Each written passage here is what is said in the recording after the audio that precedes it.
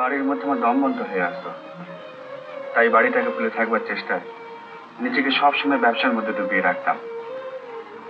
পাছে কেউ সহানুভূতি দেখায় সেই ভয়ে নিজের পারিবারিক জীবন নিয়ে কারোর সঙ্গে আলোচনা পর্যন্ত করতাম না। জেনে শুনে একটা উন্মাদকে তার দাদা গুছিয়ে দিলে বিবেকে বাঁধলো না? তোমার বাবাই বা কেন এই বিয়েতে রাজি হয়েছিলেন? বাবা অবশ্য শেষ সময় তার ভুল বুঝতে পেরেছিলেন। তিনি প্রথমে মনে করেছিলেন যে বম্বিং এ বাপ মাকে হারিয়ে মেয়েটি শখ পায়, আর সেই জন্যই বোধহয় মাঝে মাঝে ওরকম অজ্ঞান হয়ে যেত। আমিও তখন সবে বিলেত থেকে ফিরেছি, বাবার পছন্দকে অগ্রাহ্য করতে পারলাম না। ভাবলাম তার সুখে বোধহয় আমার শান্তি।